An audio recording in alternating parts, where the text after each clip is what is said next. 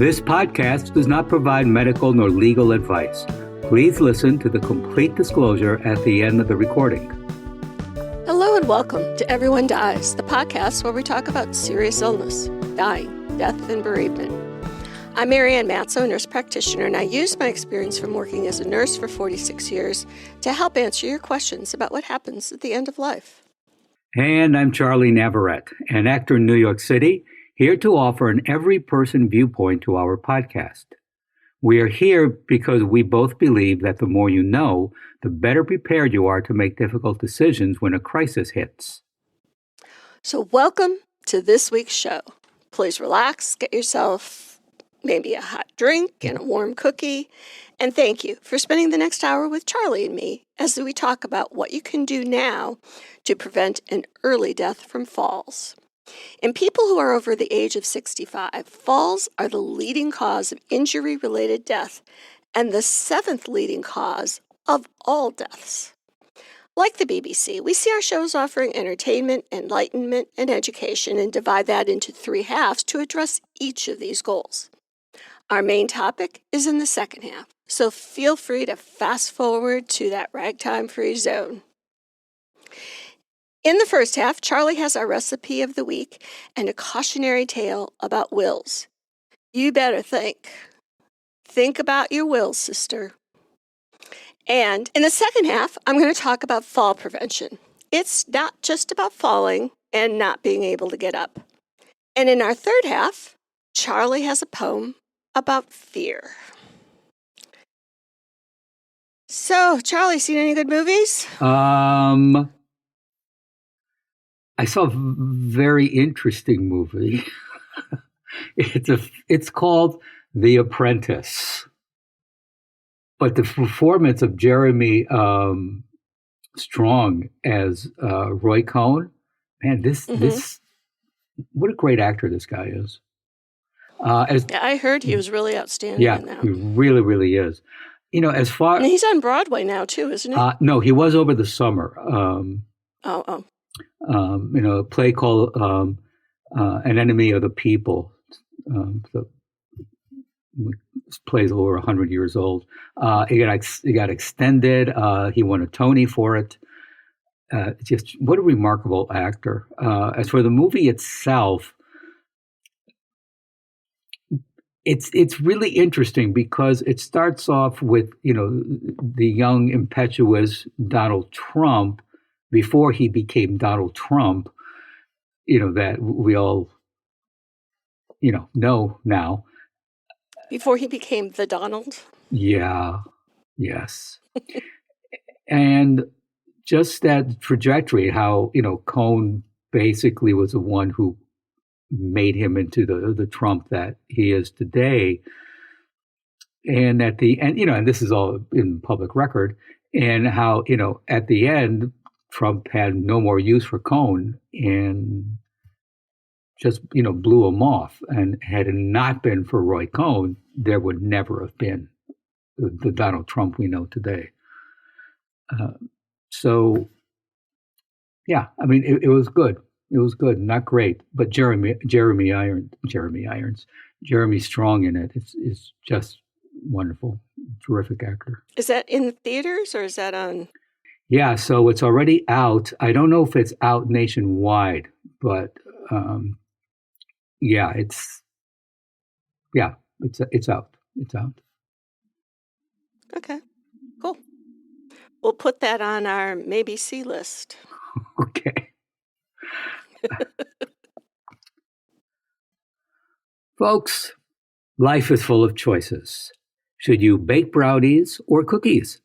Our recipe this week allows you to have two tastes in one. Brownie cookies give you the fudginess of brownies with the crisp of a cookie. This easy brownie cookies recipe is everything you want it to be. A quick, decadent, chocolatey treat with crisp cookie edges and a fudgy brown center. All thanks to a box of brownie mix. Marianne made these with dark chocolate brownie mix, and she can't stop thinking about them. Marianne, are you thinking about them right now? right now. All right, babe. Let me tell you. Let me just say. Yes. I made these, and they make maybe 2 dozen. Yeah. And I looked at them and I said, these look like they're going to be good. And you have to freeze them before you bake them. So that they don't like run all over the pan. So froze them overnight, and in the morning I was like, should I bake all 2 dozen? And I thought, Marianne, you know yourself.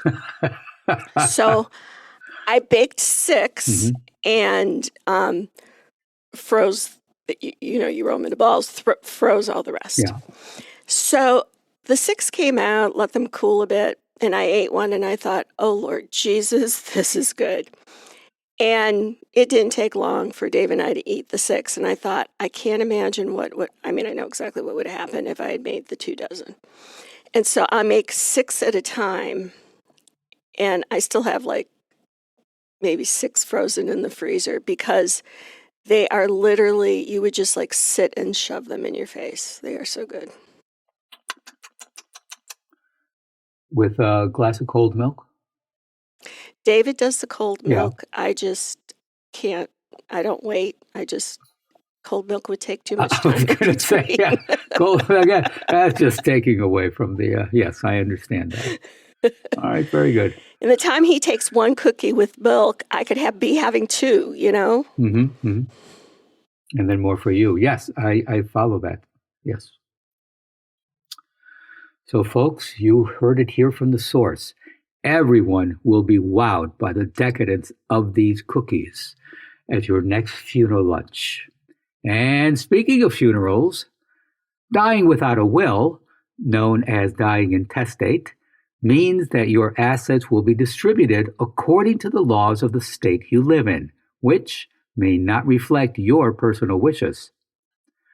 Die without a will, and the process will be time-consuming, costly, and stressful for your loved ones.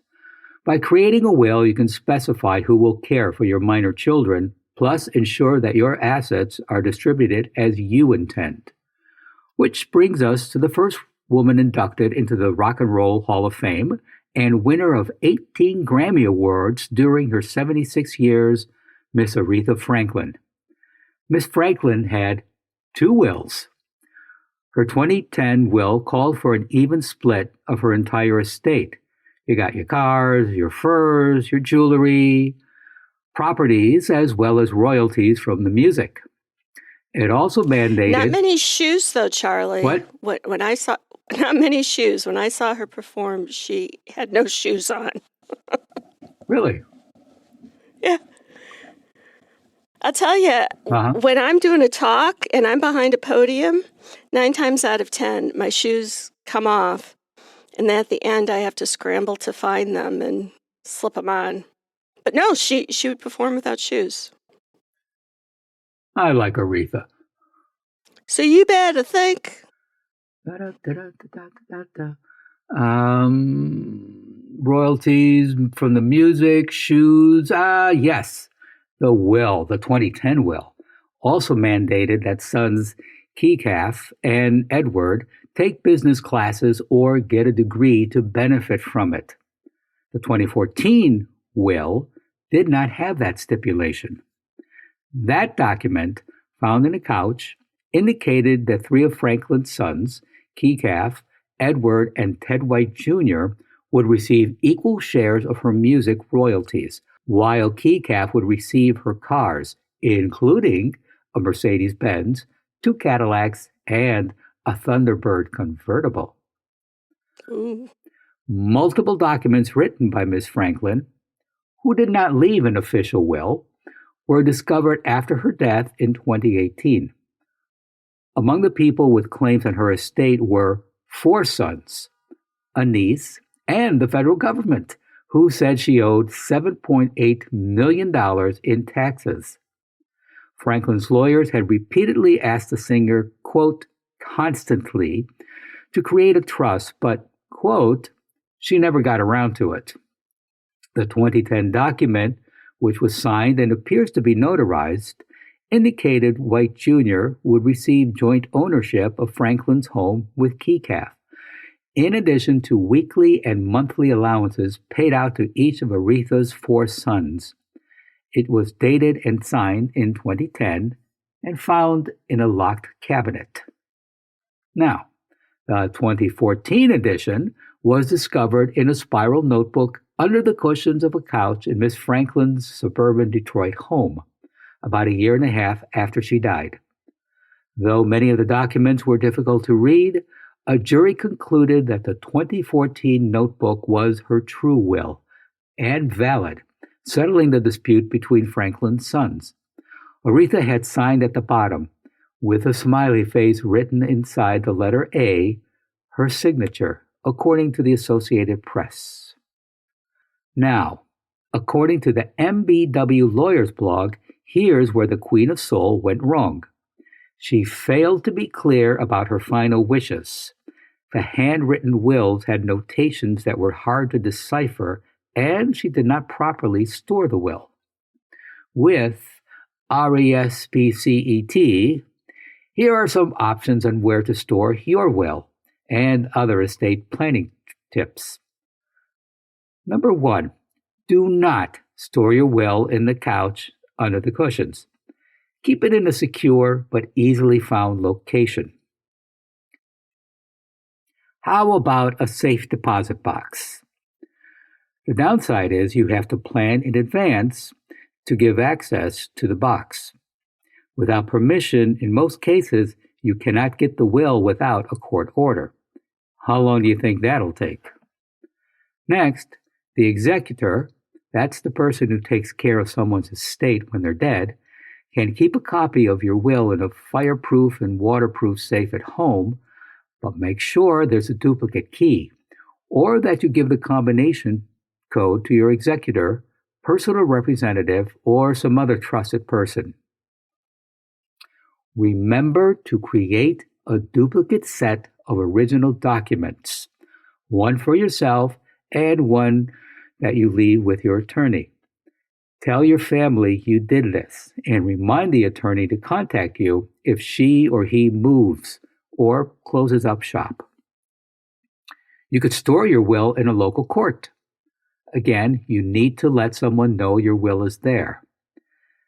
There's also electronic storage, but, and there's always a but, otherwise your pants fall off, most states do not yet recognize electronic wills. This means you will still need to have the originally signed copy of your will, even if you store a digital copy. Plus, and there's always more, there's a chance your document could be compromised in a data breach. Additionally, leave a letter of instruction that indicates a will exists. Put together a binder and in it include a letter written clearly with a list of important information, where you bank, passwords, credit cards, so they can be canceled, etc. And your will. Tell your executor or someone close where to find the binder. If you change your will, remember to put the updated will in the binder. Which brings us to updating your estate documents. Like the song says, you better think what you're trying to do. It's okay to change your mind about what you want to leave or write a new will, but be sure to destroy any previous wills or notes. Review and update your will every few years or whenever there is significant change in your life, such as the birth of a child or a new marriage. Otherwise, an ex-spouse could inherit your money and or property because you forgot to update your will. After all that, get a will. If you die without writing your will, and it bears repeating, that's referred to as dying intestate, state law dictates who is entitled to your assets. Without a will, your assets could be given to a relative you haven't spoken to in years, or don't even know or like. Don't assume that your children, siblings, or parents will distribute your assets as you would have wanted. When there's money involved, infighting among family members becomes a sport. Think Roman gladiators. Having a will and letting people know where it's stored doesn't guarantee that relatives won't go to battle, but it might prevent a costly all-out war. Remember what Aretha put her family through. Plan ahead. Write a will. Don't leave Earth without it. Please go to our webpage for this week's recipe for brownie cookies and additional resources for this program. Everyone Dies is offered at no cost, but folks, it's not free to produce. Please contribute what you can. Your tax-deductible gift will go directly to supporting our nonprofit journalism so that we can remain accessible to everyone.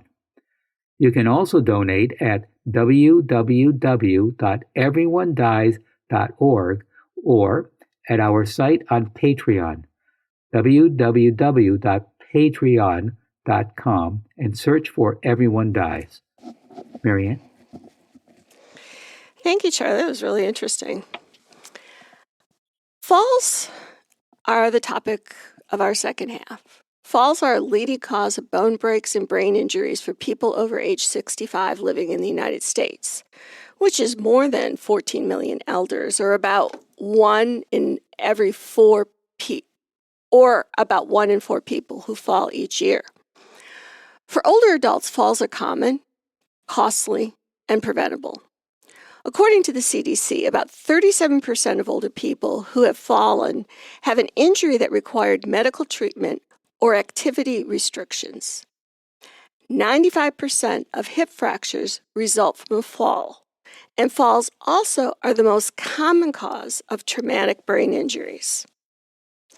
A fall is defined as an event that occurs when a person accidentally drops down to the ground or another lower level. Sometimes a body part strikes against an object that breaks the fall and may break your bones at the same time. Many older adults are hesitant to report a fall because they think falling is a normal part of the aging process. It's not. Or because they fear being restricted in their activities or institutionalization, which is a very real consequence of a fall. When falls are not reported and preventative measures are not taken, people are at risk at falling again. The most consistent predictor of falling is a previous fall. But falls rarely have a single cause or risk factor. A fall is usually caused by a complex interaction among the following. So the first is called intrinsic factors. These are risk factors related to how our bodies are functioning, like age-related decline in function, like loss of muscle, decreased physical exercise, decreased reflexes, dementia, loss of balance, and the side effects of medications. The risk of falls increases with the number of medications that we take. The second factor is what's called extrinsic factors, and these are environmental hazards. Environmental factors can increase the risk of falls independently, or more importantly, by interacting with intrinsic factors. Risk is highest when the environment requires greater postural control and mobility. For example, when walking on a slippery surface, and when the environment is unfamiliar, like if you're relocated to a new home, or even staying somewhere unfamiliar and you get up to go to the bathroom by road and end up falling down the stairs because you go to where the bathroom is in your house, but it's different in someone else's house. And I say that as an example because I know of a case where that happened. It's not funny at all. So those are extrinsic factors. The third is called situational factors, and these are factors related to the specific activity or circumstances of an activity. For example, certain activities or decisions may increase the risk of falls and fall-related injuries. Examples of this are walking while talking. Now, you might say to yourself, well, for Christ's sake, I can walk and talk at the same time.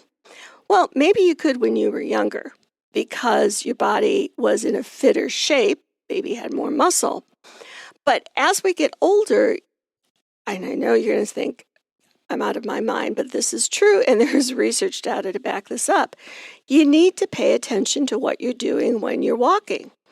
So you might have a walking buddy and you guys are, yammering away with each other, and you don't notice that there's a hole in the ground, a rock on the road.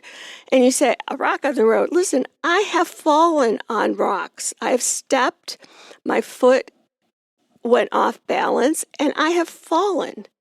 Now, maybe I'm particularly clumsy. I don't know. But there are things that, if you're chatting away with someone, you're not going to notice. So I would strongly encourage you to, if you're walking, walk. If you're talking, talk. And don't do the two things at the same time. And maybe not chew gum either. Another is being distracted by multitasking and not noticing an environmental hazard, like a curb or a step. Yes, I've missed steps and fallen because once I did that, I was carrying stuff in my hands. I think my brain was concerned about having the stuff in my hands, and I missed a step, and it was not a good fall. It was a real mess. Because I spilled everything everywhere. Another is rushing to the bathroom, especially at night and when not fully awake or when lighting may be inadequate. So you can fix this like right up front. I have lights that are battery operated that you can stick or screw onto the wall that are off, except when you walk by, there's a sensor and it turns on. And I have them in the path to the bathroom. No, I've never fallen going to the bathroom, knock on wood. But if you don't have good lighting and somebody's left their shoes in the middle of the way between your bed and the toilet, and you fall over them, not only will you curse whoever left those shoes, but you could really hurt yourself. So in the first place, I hate that I get everything on Amazon, but I got them on Amazon. These really great little lights. I put them along the baseboard, sort of like landing a plane between the bed and the toilet. And they just turn on, bling, bling, bling, bling. I have one like right next to the toilet too. And because I don't want not being able to see something to be the reason that I or David fall. The rushing to the bathroom part. Here's the thing. When we're young, we can rush to the bathroom and make it and be fine. As we get older, though, in our head, we still have the timing of when we were 30. We say, yeah, I feel the need to go to the bathroom, but I got at least another 15, 20 minutes before I have to get there. The reality is that even though your brain is 30, your body is still whatever age it is on your birthday.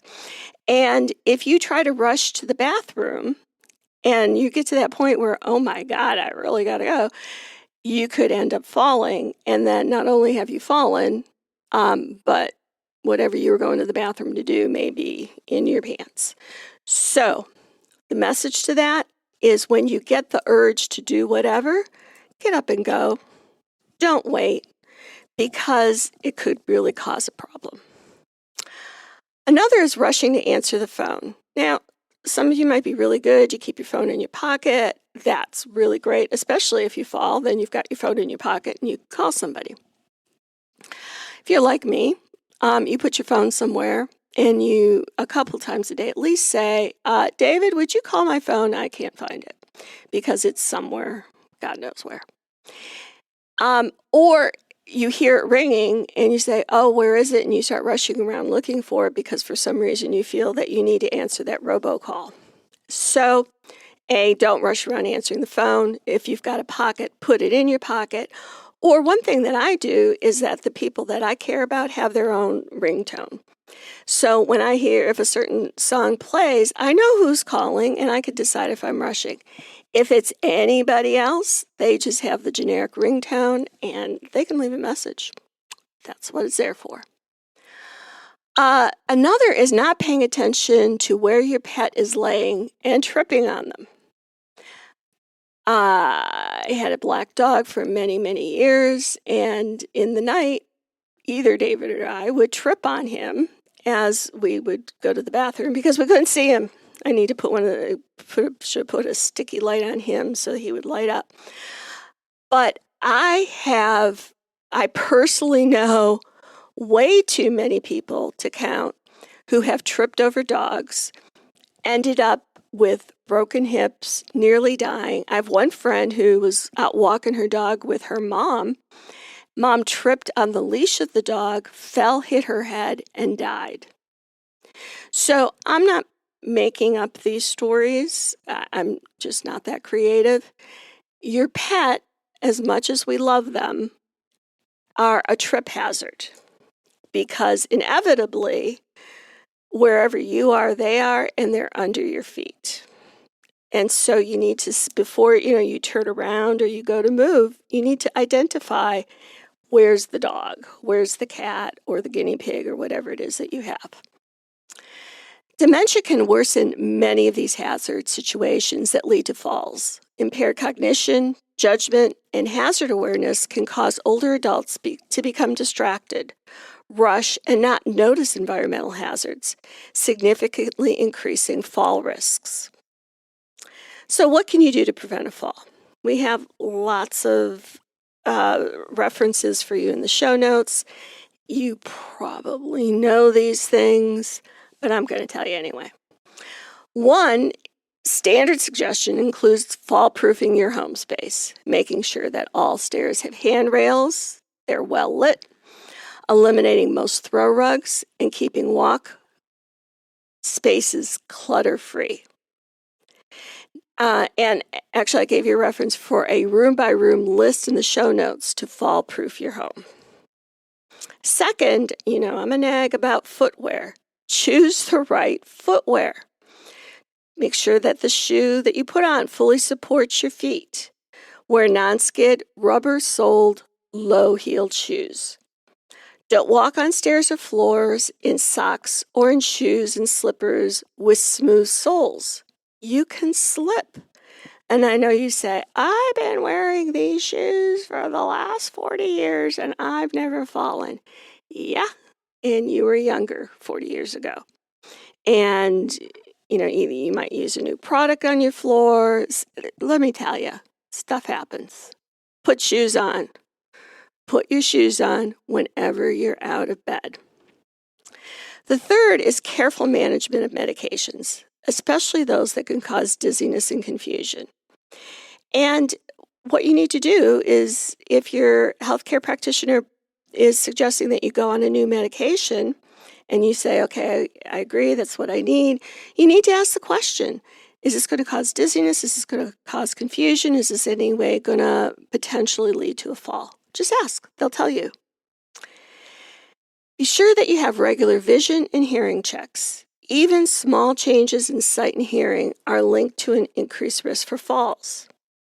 When you get new eyeglasses or contact lenses, take time to get used to them. I've had so many times when I wore glasses that I'd get a new pair of glasses and I'd walk out from the doctor's office and there was a step down into the parking area and I would force myself to stop and look at that step because I was having trouble seeing. My brain was saying, what's this? This is something new that I'm trying to look through.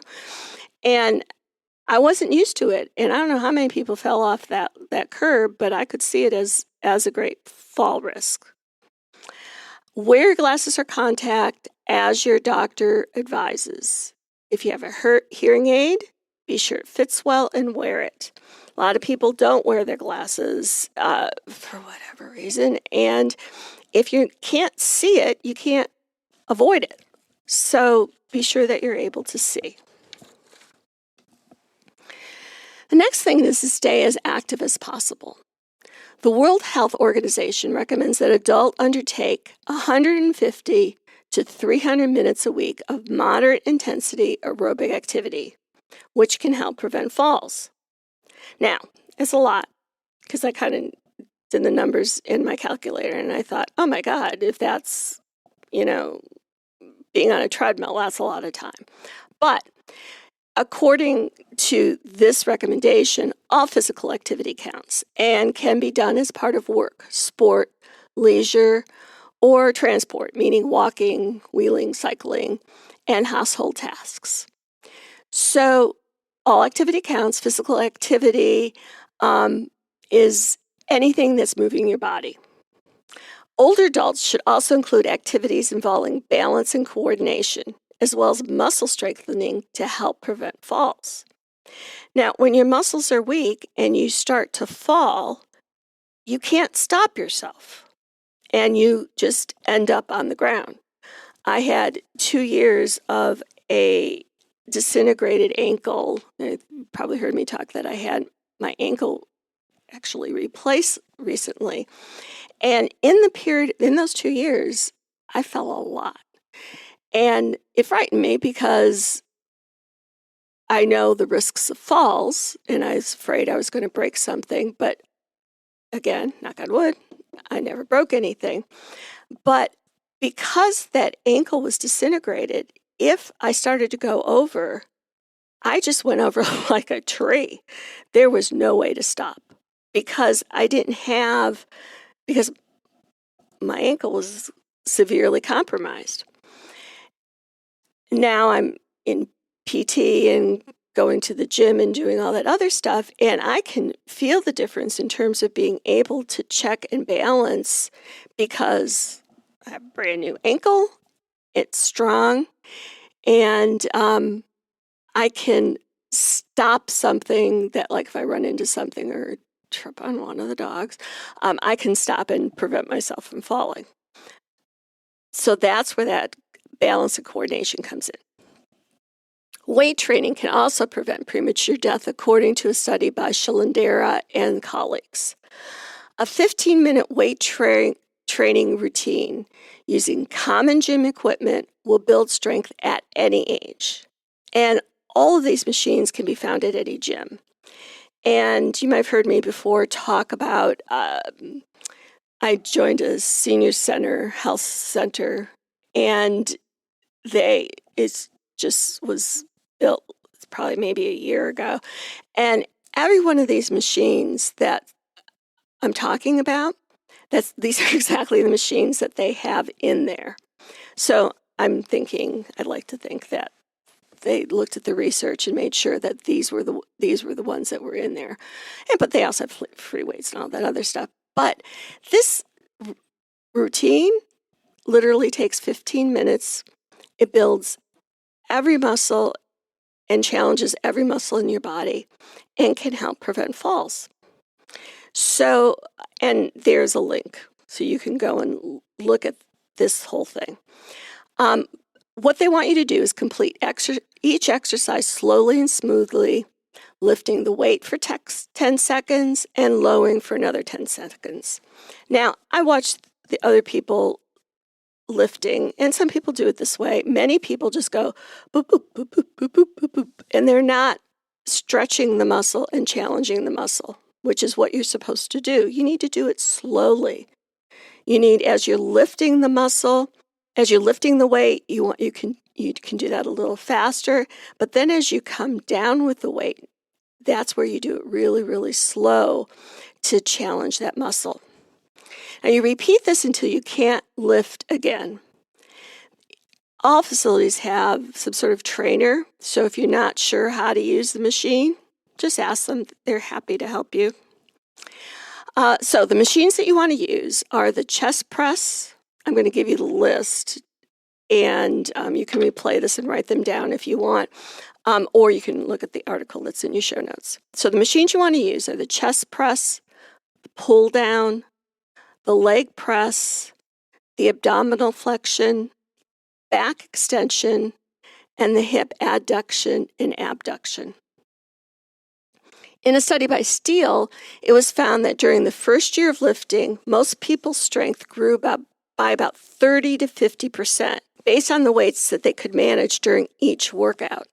30 to 50% in a year, that's really good, and that's going to make a difference for all aspects of your health, including whether or not you fall. Charlie, Elvis can't help falling in love with us, but we can manage our risk of falling down. Falling is more than a bruise to our dignity. They can lead to disability, bone breaks, brain bleeds, loss of independence, and premature death. When I've cared for people who have fallen, most of the time the fall is a result of a choice related to our wanting to prove that we can still do something for ourselves. And it can appear after the fact to be a truly dumb decision to have been made. And I don't mean dumb, but it's like, we're all going to die, yeah, but you don't want people standing around at your funeral saying, "Did you hear what she did? And then she fell, and now she's dead." Is that like the dumbest thing you ever heard? Like, I don't want people saying that. I want them to eat those really good chocolate cookies, say how good I look, and, say, "Isn't it wonderful that she lived to 220 or whatever odd age I lived to?" So, we talk about dumb ways to fall.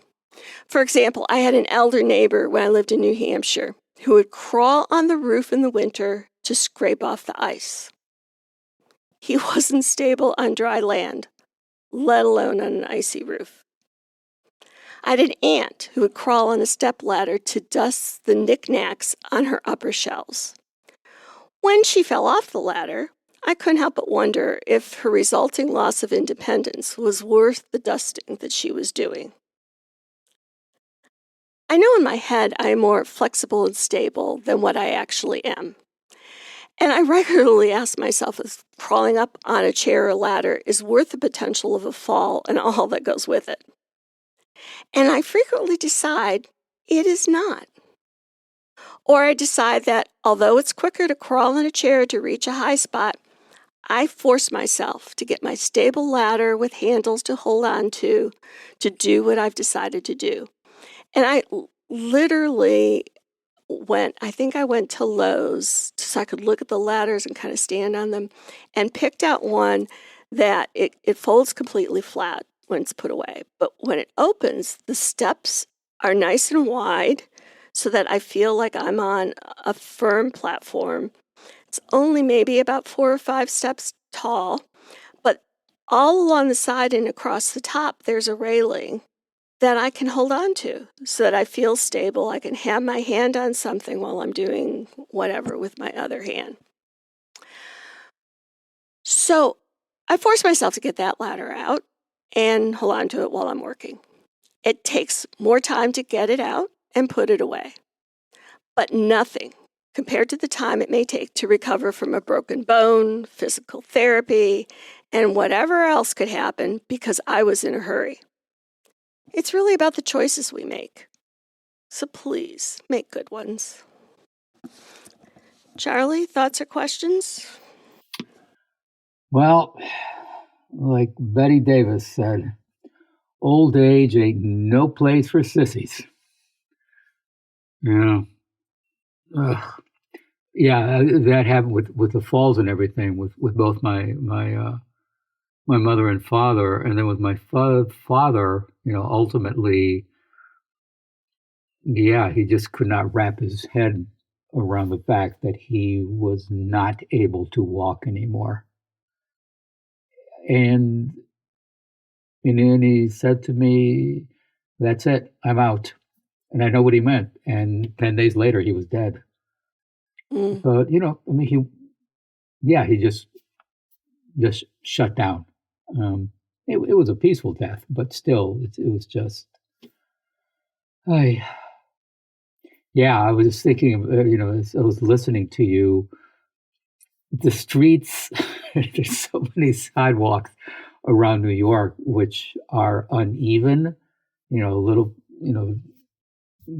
piece of cement is jutting out because there's a tree nearby and the roots have pushed up. I always have to be careful with that. And if I am, daydreaming or thinking about something else, I've tripped a couple of times. And one time I actually fell. I can't be daydreaming anymore. My reaction time is just not as fast as it used to be. Well, you can still daydream. You just can't daydream and walk at the same time. Well, that's what I'm saying. I'm just talking about, walking. Now, of course, I daydream a lot, which is good. So, yeah, you just need to be aware of your surroundings. And, and as you say, like to exercise, even just some simple activity, but you got to move. Be careful when you move. Got to move it. Yeah. Okay. And we have a podcast about that. So, that's right. Yeah. Sandy will put that in the show notes. So if you need more information about exercise, we do have a podcast about that. Okay. In our third half, in Kahlil Gabran's poem Fear, the river serves as a metaphor for the human experience of facing fears and embracing transformation. The river, on the verge of entering the vast ocean, hesitates and reflects upon its journey thus far. The path it has traveled with its challenges and beauty is now behind. Going back is not an option, for there is no retreat in the journey of life. To move forward, the river must confront its fear and dive into the unknown. Through this courageous act, fear dissolves, and the river realizes that it is not about disappearing, but about embracing its true essence and merging with something greater, the vastness of the ocean. This poem reminds us that fear can be transcended when we have the courage to embrace change and become part of something more significant than ourselves. Fear. It is said that before entering the sea, a river trembles with fear. She looks back at the path she has traveled, from the peaks of the mountains, the long winding road crossing forests and villages, and in front of her, she sees an ocean so vast that to enter there seems nothing more than to disappear forever. But there is no other way. The river cannot go back. Nobody can go back. To go back is impossible in existence. The river needs to take the risk of entering the ocean, because only then will fear disappear, because that's where the river will know it's not about disappearing into the ocean, but of becoming the ocean. And that's it for this week's episode of Everyone Dies. Thanks for listening. Tell your friends. This is Charlie Navarrete, and from musician Moby, ultimately, we die and are returned to this universe. So why are we so worried about likes on Instagram, gray hair, and flabby stomachs? We should have a little more lightness of being. And I'm Marianne Matzo, and we'll see you next week. Remember, every day is a gift. This podcast does not provide medical advice. All discussion on this podcast, such as treatments, dosages, outcomes, charts, patient profiles, advice, messages, and any other discussion are for informational purposes only and are not a substitute for professional medical advice or treatment. Always seek the advice of your primary care practitioner or other qualified health providers with any questions that you may have regarding your health. Never disregard professional medical advice or delay in seeking it because of something you have heard from this podcast. If you think you may have a medical emergency, call your doctor or 911 immediately. Everyone Dies does not recommend or endorse any specific tests, practitioners, products, procedures, opinions, or other information that may be mentioned in this podcast. Reliance on any information provided in this podcast by persons appearing on this podcast at the invitation of Everyone Dies or by other members is solely at your own risk.